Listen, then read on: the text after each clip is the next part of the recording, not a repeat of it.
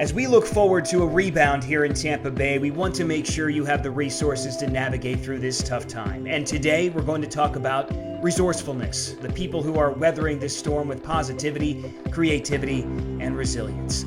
I'm James Tully with ABC Action News, and this is the Rebound Tampa Bay podcast. This is our first episode, and I reached out to one of my closest colleagues to get this conversation going, my co-anchor, Deiah Riley. Hey, listen, never doubt the power of the human spirit. And to coin one of your phrases, ain't that the truth? Oh my gosh, this has been, I had talked to friends who talked about, of course, there's the tragedy surrounding everything that we're dealing with. Of course, there are people who have lost their lives, their family members who are struggling and they're hurting. And our hearts go out to all those families and everybody who's having a hard time right now. Absolutely. I talked to so many people, though, who've talked about how this is just making us appreciate what matters most to us. That's the people that we love and our health. And after this, so many of us will never, ever take that for granted anymore. I mean, this has been, I don't think, none of us have ever lived through anything like this at all in our lives. No. You know, just the fact that we've all been forced to just stop and just slow down. You know, so this is the first time for so many of us just to sit down and have a breather, and to pay attention to what's most important to us. Well, you've done a really good job. You know, our relationship has grown so much in the last several years working together. And now with this, we've really had to put our heads together to come up with some kind of inventive ways to still do what we do on a regular basis. And, I look to you for a lot of this for ideas of what we can bring to the show. And I got to give you a ton of credit, Deiah. You came up with the Let Me Brag on Your Kids segment. And I got to say, you said the response you were getting from that was just tremendous because people are home with their kids. and we get these really great stories of these kids doing amazing things, having such big hearts and doing just incredible stuff while they're stuck at home. Maybe not even fully, understanding what is going on. Yeah, that's true. I mean, I thought about doing that. This was long even before the pandemic began. But then after we were all forced to, adhere to the the safer at home orders, I thought, what better time to do that? Because kids are at home right now. Mm-hmm. They're bored, half crazy. They're finishing their schoolwork in 3-4 hours. And so they're bored to death. And so a lot of them are beginning to showcase their talents. They're doing trying things that they haven't tried before. And parents are like, wait a minute, hold on, I didn't know you could do that. Or let me see more of that, because we're all running, 90 miles a minute, usually during the school year, because we've got work and school. And so now we're slowing down and we're getting a chance to see things that we haven't seen before. One of my first pieces that I did, the whole Let Me Brag on Your Kids, she's the daughter of a really close friend of mine. I didn't even know she could draw. I didn't know that she was that talented. I see this child on a regular basis. I kid you not. I see her at least twice a week at volleyball practice. I had no idea that she was that talented. Her mom knew that she could draw, but she didn't know that she was as good as she really was because she would doodle here and there. But now that she's got all this time, she started out drawing on the sidewalk. And her drawings are amazing. This girl's 12 years old. Her drawings are incredible. People in her neighborhood started coming out and they wanted her to do more of the sidewalk chalk art. And she's amazing. I just saw the other day, her mom said, because they're stuck at home, they've got 4 kids, but they're stuck at home. So her mom said, you know what? You're so talented. Go ahead. If you want to paint your room, you want to do a mural in your bedroom, go ahead and do that. So this child, she does a lot of character art, like Disney, things like that.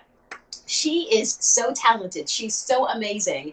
And so, she's doing this huge mural in her bedroom and it's beautiful. I mean, it's fantastic. I got another family who has a daughter. She's 18 years old. Mm-hmm. She is an amazing artist. She's got a full ride to Ringling School of Art and Design in Sarasota. She's a senior this year. We talked about how, unfortunately, she's missing out on so much. She can't go to prom. She won't get to really finish her senior year, because she's at home. The, school term has ended for these kids. They're not going to go back to school, but her future is set. Oh, wow. The end of her year is uncertain, but her future is set because she's so talented. She's going off on a full ride to, Ringling School of Art and Design. Well, you turned that story for us, and her artwork is just incredible. The mind behind her designs, it's so original and it's so vivid and colorful and beautiful works. It's amazing. It really was. It There's was so great. many kids like that too. I'm finding there's so many kids that just have so much talent. And you know what? And I don't even care. I don't care what they're doing. If they're doing wonderful stuff, if they're, if they're going shopping for a neighbor, if they're Yeah. going by to ride their bike and knock on a neighbor's door and stand across the street to say hello, Mhm. I don't care. Kids are rising to the occasion, and they're showing a lot of adults, kindness, and they're showing that we need to proceed with kindness and love and patience. And I just appreciate Well, that, let's move towards the adults a little bit because you had a real gem today as we record this podcast here in late April. And you had a guy who has a career as a showman. And now Yeah. he can't do that. So he's making his rounds around the neighborhood and just putting all kinds of smiles on kids' faces. Oh my gosh, that was amazing. His name is Blaze Rindies. He's 18 years old. He performed on America's Got Talent a few years ago. And actually, he is one of the performers that we'll see at the Super Bowl when it's in Tampa. He was approved to be a performer. So I don't know where he's going to be halftime or the beginning of the show. Who Oh, that's knows? But he's going to great. be a performer at the Super Bowl. It's amazing.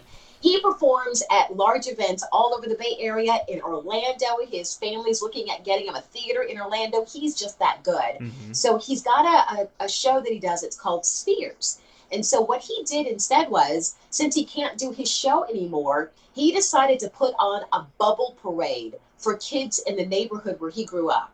And so he would roll through with this big contraption to do these bubbles. I'm not talking about the kids' bubbles that we grew No, I was up gonna with, say, if you the told little me, bottle that if we you grew were up like, with. Yeah. if you're like JT, do a bubble parade, I'd be like, okay, and I get one of those little bottles and I just be blowing a little out. No, this guy had a Exactly. giant net that he's casting in this stuff and just Oh my God. waving it and the giant bubbles.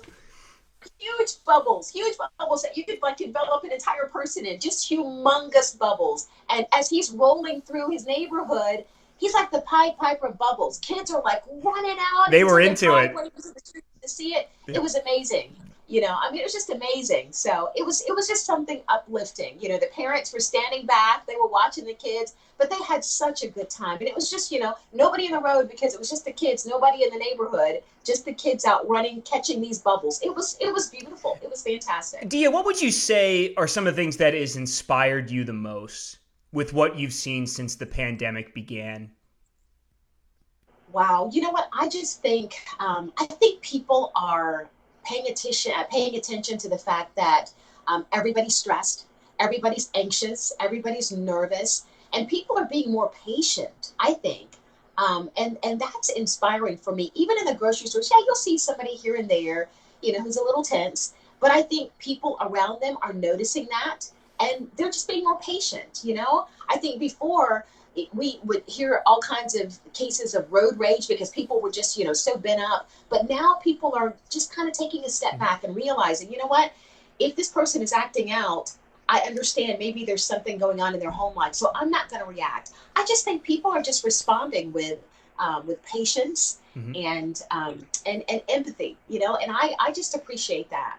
That inspires me. I agree with you. I can only speak for what I see in my neighborhood, as I'm sure you can as well.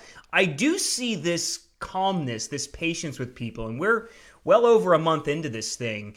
And it's one of those. It's a very, very tough situation, not just for what we're all dealing with and our restrictions and everything, but this was nobody's fault. It was nobody's fault. Yeah. And that's Yeah. I think that's the hardest pill to swallow for so many families. But I have seen that. I would agree with you. I can echo that. I completely have seen a patience with many, many people. And the few times I've gone out and about and actually left my neighborhood, it's been impressive. It really has been.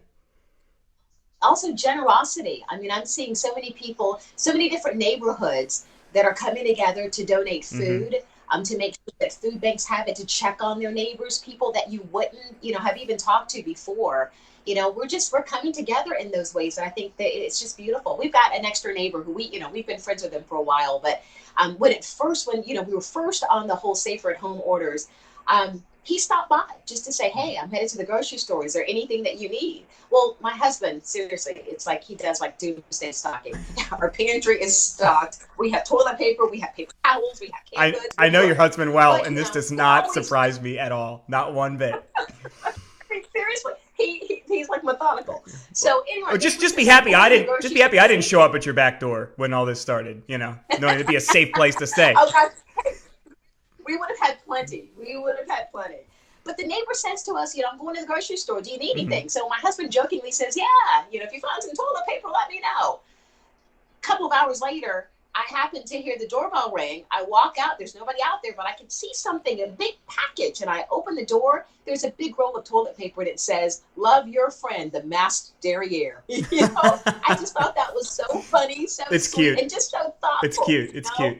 I say it ad nauseum, but we've definitely been through, you and I together on the desk for Good Morning Tampa Bay. We certainly have gone through how we've rebounded from certain serious situations. Of course, the one that comes to mind is Irma. And although the Bay Area particularly wasn't impacted very heavily, parts of our viewing area was. And, you say it, I say it, oftentimes it does bring out the best in people. When your backs are up against the wall, it never really seems to surprise me anymore. It really does. You see the best parts of many, many people when this stuff happens. Oh my gosh, yes, absolutely. Especially here in the Bay Area. I mean, people respond in ways that just warm your heart. I mean, they just rise to the occasion. They don't waste a beat. They come right out when someone needs help. They come right out. I think for us, because we're so used to dealing with hurricanes and and bad weather here, that we respond, I think, a little bit more quickly. When it comes to situations like this, because it's like we've gotten used to it. I hate to say that, but we've gotten used to it. We've gotten prepared for it. We're better prepared for it, I think. Well, it's interesting. I mean, I guess the term our chief meteorologist, Dennis Phillips, uses, I've heard our meteorologist in the morning, Greg D., our great friend Greg, has said, is the price you pay to live in paradise, preparing for the hurricane season and everything else. And a lot of people just have that attitude. It's not a flippant one. It's just like, well, we'll be ready with whatever comes. We're not ready. We're not just going to fly out of here. No, we'll batten down and deal with it. And it is that attitude does seem to carry over, and maybe has carried over during this pandemic we're all facing. That's a very interesting point, Deiah. Very interesting point. Yeah, they always say, we prepare for the worst, but we hope for the best. And that's always our attitude in the Bay Area. And so we respond in kind, Well, besides the masked derriere, what are some of the best things that you have heard people say to you or to anybody during this situation? Oh my gosh. Even if I go out to Costco, it was so funny. I went out, first time I had my mask on, I could barely breathe in the thing. But anyway, I had it on and I'm walking through and it's like covering my face. Sure. And so my husband is looking at me and I didn't have any makeup on at all. I didn't do my hair because I'm thinking nobody's going to see who I am. I've got this mask and nobody even notices me. So I'm walking around and I hear someone say to me, I know who you are. Thank you so much for what you do. And I'm looking around and I'm like, is she talking to me? Sure enough, it was a lady who said, I watch every day. And I was like, how do you even know it's me? My face is hidden. But I just thought that was so sweet for her to say thank you for what you do. And you and I, we always agree. We don't feel like we're doing anything. I mean, we're just doing our jobs. Yeah, it's our job to keep people informed and to make sure that they stay safe. But that's our job. And so to have somebody say thank you for that, oh my gosh, I took my, just kind of pulled it down so she could see me. But that's so sweet. But man, it made me feel so good. It really did. Yeah, that's excellent. We debriefed a couple of times right after everything at our station started to change, and we were, of course, following the social distancing guidelines. And then you and I both realized you weren't going to be coming into the studio for a while. I would be the only one manning the fort. And I think we had talked about, well, what do we do right now? And you bounced something off me like, well, start giving people a platform. And that resonated with me. And I thought, you're exactly right. I called nonprofits I had worked closely with. I called people I had done other stories with. I called animal shelters. I have a close tie to them with all the work I do and volunteer work. And I just started asking people, what do you want to tell the public right now? What's going on? What do you need? What are you doing? And I will tell you, more people were doing things than needed things. More people wanted to tell me they were doing something to help people than actually asking for the help, which I was surprised by, but inspired by when I heard that. I find the same thing. I've got a story tomorrow on Tampa Bay Harvest. They're feeding people. They do it every Wednesday. And they give food, huge boxes of food, meat and produce and bread. It's no questions asked. You just pull up and they load these boxes into your cars. They have gotten donations from, from people, restaurants, from grocery stores. They don't reveal who they get their donations from, but they had 30,000 pounds of food last Wednesday that they gave away. Again, no questions asked. And they just want to help people. And then I've got another one, Our Daily Bread, who they're also feeding people. There's a florist who is making these designer masks basically, and she's selling them on her website. I'll have to post the website at some point, but of course there are people who are giving away masks, but she's making these and she's selling these because she's giving 100% of her proceeds to Our Daily Bread, which is a charity that feeds people in need. And so, just things like that, I mean, of course, if you cannot afford a mask, she'll give you a Of course. mask. But for people who can afford to make a donation, 100% of these proceeds go to Our Daily Bread. I mean, it's things like that that I think are just amazing and just, so generous of It's people. truly awesome. I put a couple honorable mentions of things I've discovered. I got a call and a tip that the Black Rock Bar and Grill, which has locations in Brandon and Carrollwood in our viewing area here, I got word that they were giving away free meals. This is, of course, probably as you mentioned, this is unprecedented for all of us. This is probably the most difficult time we're ever going to see restaurants go through in our Oh lifetimes. I yeah. have a hard time thinking of anything that would be more difficult. Here's somebody, an owner who somehow wrangled 35 to $40,000 in corporate funding from his corporate partners and is giving away free meals every single day, lunch and dinner, and then he's triaging meals to healthcare workers. And the last thing he said to me in the interview really stuck with me, and he said, at times like this, what I have seen is people don't really need everything they think they do. They just need each other. Yeah. Oh my gosh, that's the best. That's the best thing I've heard all It day. That's true. it was so humbling, but at the same time, it gave me a Yeah. really good feeling. I told you about the animal shelters who are donating supplies. They were donating gloves and masks that they had, which I found just again incredibly generous. And just the service industry as a whole, how they're fighting and clawing to stay alive. The Kimberly Home Pregnancy Center, they are still, despite the social distancing guidelines, despite having to close down some of their main sources of funding, they're still helping young mothers who just given birth at their pregnancy center. They're making it work. They're still doing it without funding right now. Sometimes just knowing somebody else is there, somebody is there to help you if you need Mhm. it, can mean so much to you. Can take a lot of the anxiety and stress off you. Just knowing somebody is there. Somebody, you've got a safety You do. net. You have a safety net. Well, let me ask you a couple of things about how you're doing before I let you go today. How Aw, are things with you and your new every normal? it is, at first it was a little different for us because, as you know, we were a family always on the go. I mean, both my girls play competitive volleyball, so every single weekend we were at a tournament or we were at some type of practice. Oh yeah. I mean, we were on the go every weekend. We just, we rarely stayed at home. We were always on the go. So we had to cancel our season, and so a lot of the tournaments were just done. My youngest, her team, was ranked very, very high. I think number 5 in the state. So, there were high hopes for them in terms of the state championship. And all of a sudden, it was over. So these girls were just devastated. But we kept telling them, you have to remember, this is really serious. This is before we really realized how serious it was. But we kept telling them, this is serious. And for your school to be shut down and for your season to be canceled, this is serious. You need to just take a minute and just kind of slow down. So at first, they had a hard time adjusting to it. I mean, they had a really hard time, but now they found ways to connect to their teammates. They Mhm. do Zoom chats on a regular basis. I remember the first time they had a Zoom party. My youngest was like, "What are we supposed to do? Just stare at each other the whole time?" I was like, "I don't know. Just figure it out." It started at 1 o'clock. At 6 o'clock, I had to go in and tell them, "Okay, it's about time for you guys to get off and come eat dinner." They did not want to get off. They had the best time. They were playing on their phones while they were on their computer, playing games Mhm. together. They had the best time. So, so we're finding ways to connect. I had a teleconference, a Zoom conference with the girls' teachers yesterday.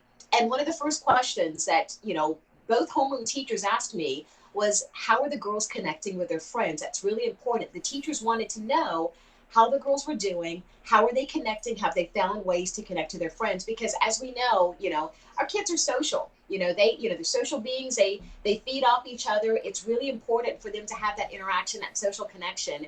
And so I mentioned the Zoom chats and the Zoom parties. They had a Zoom birthday party, and I talked about that. And the homeroom teachers loved it. And they suggested, one of them said, you know what? I'm going to suggest that for my homeroom. Sometime next week, maybe we can do a homeroom chat, because when the kids are doing their Zoom studies, they don't get to talk. They have to listen, and if they have a question, they're still in school, but they're missing that interaction. So the homeroom teacher suggested, you know what? I think I'm just going to have a homeroom Zoom party and get these kids together. Yeah, hopefully it doesn't last 6 hours, though. It doesn't need to last 6 hours, No. No. 30 minutes, 40 minutes. That's tops. That's good. I asked you shortly after this started, I said, in your wildest dreams, did you ever think in your long, illustrious career as a journalist, Deiah, that you would be in your guest bedroom anchoring the news for 4 hours every single morning? Oh my gosh, no, not at all. So no. real quick, the backstory is for those of you listening. So I'm in studio. Deiah is remote. She is at home in her guest room. Greg D., our meteorologist, he is remote at home. Sarah Finney, our traffic anchor, she is remote at home. How we get this to all come together is a testament to the skill of our staff and where technology is in 2020. Thank goodness for that. But oh my gosh, it's been amazing. I've had people text me to say, your product looks so good. You guys should be so proud of yourselves. I can't see it because I don't have that monitor, so that I can't see the playback. Yeah. But you're there in the studio, and you've mentioned too that it looks really good, that the show looks really good. I let you know every morning that you look great. And you got your lighting figured out in that room. I know you've changed a few aesthetics behind you. I noticed some changes at the first couple of days. Deiah moved some candles around, put some really nice stuff behind. But no, it's good. It really is. And where we are, you and I, we MacGyvered our prompter situation, got that worked out, doing something we never thought we would, where we basically FaceTime an iPad and put it in front of the prompter so you can see it in real time. And oh my gosh, you were amazing with that. I have to tell you why we had to do that, because there was a delay in terms of when I would speak and what would go over the air. Yes. And so at one point it got down to about 10 seconds, 15 seconds. And so my teleprompter was not keeping up, and it just was not working. So James he came up with this idea. You know what? I'm going to take the iPad, sit it in front of the teleprompter. That way you can see it in real time. It completely changed how I did my job. Oh my gosh. I told him, I was like, I'm going to nominate you for a huge prize. It's okay. I don't need the parking space. I'm okay. I'm just happy that I'm happy we got the flow going, but it really is interesting. You never ever thought you'd be doing this. Never. You know what? I can tell you this. We have a home office, but my husband works from home. So that office is actually put to use. It's been put to use for 17 years that we've been in this house. So I have always been in studio. I haven't had a need for an office. I've got a desk in my bedroom, but it's just a really pretty desk where, you don't do anything from there. And of course, I can't broadcast from my bedroom. Right. So when I had to move into the guest bedroom, I didn't have anything. I mean, this is the room where this is my parents' room when they come and spend time with us. And so this is a bedroom. There is no desk in here. So I had to create a desk. I've got my laptop sitting in front of me right now, but my laptop is on top of a piano bench. It's basically a keyboard bench where my kids learn to play piano. And then that little keyboard bench is on top of a plastic storage bin. So it gives it some height. I've got another storage bin over here that I use kind of as a little table to keep my coffee cup on and my cell phone on. It's crazy. And then I've got a chair in front of me that has a monitor in front of it, because my laptop, my little tablet, is so small, it's hard to keep up with in terms of all the scripts. You should. It's like your own personal yard sale you've got there, and like you're setting up. Yeah, it is. It's a hodgepodge of all kinds of junk put together to make it work. Well, we're doing it, and I think we're both we're in it to do it as long as necessary, and like so many other people, we've adjusted and we've been able to do what we can. I want to leave you with this, Deiah, and thank you so much for making a little bit of time, as if you don't have to spend enough time with me, even virtually every morning. You agree to come on this podcast I'm doing. This is fun. This is fun. Oh my gosh, this is fun. So my brother, of all people, and just a little bit of backstory about my brother, the complete opposite from me. Opposite in the way he looks at a lot of things politically and a lot of things, just the way he sees the world. But after this started, he said, do you think there's any scenario in which we're all better coming out of this? And it was hard to think like that when this first started happening and all of the restrictions came down. And it got me thinking, and I want to try and answer that, and I'll give you the floor. I think there is absolutely a way. And we just tried for the last 25 minutes to highlight all the ways that we've seen people are better. But, learning that it's important to wash your hands a lot and understanding who you come in contact with, and maybe you shouldn't be really close to everybody you meet, and maybe handshakes weren't necessarily the best thing that we should have always been doing, and being more health conscious and everything else, maybe as a whole brings infectious diseases down. And you know what, Deiah? I'm okay with getting sick less because I don't like getting sick. I really don't. Yeah, I don't either. For me, I think... for me, it's all about family. Mm-hmm. I think we'll come out of it closer as families, closer as neighbors and friends, appreciating what is most important to us, our health, our life, the people that we love, our faith. I think that we're going to come out of this much stronger in that sense. Also, I think businesses will evolve because of this too. Businesses will see, for working parents, you can do this. You can be productive, staying at home, working from home, working with kids, working with your kids around. I think that's going to change the model for a number of businesses and how they do business. It's going to change, how working women are able to get back into the workforce after they have children. Great point. For so long, they haven't been able, to, they haven't felt comfortable saying, you know what, I'm going to leave my kids and go back into the workforce. But I think this is going to change all of that. I think it's going to, change the business models for so many different industries. Well, let me ask you one last thing. And I promise this is the very last thing. But you mentioned earlier, you are a family on the go. And I know that your husband works from home, but even so, he's in meetings and doing all kinds of things. The girls, they have volleyball and they play all kinds of different sports. And then you have these overnight hours with me. So you guys, don't come together as a family that often during the course of a week, really a few precious hours. That's all changed. How has your family dynamic changed since this has started?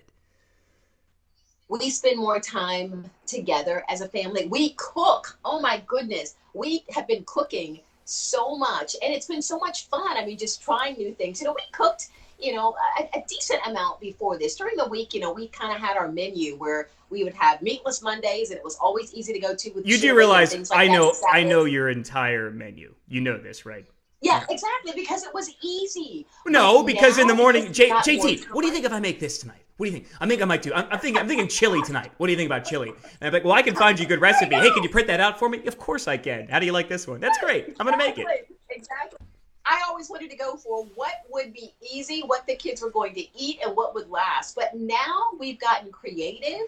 We cook a whole lot more together as a family. We just do a lot more things together as a family. My husband and I will take time just to have a glass of wine at night and to watch movies.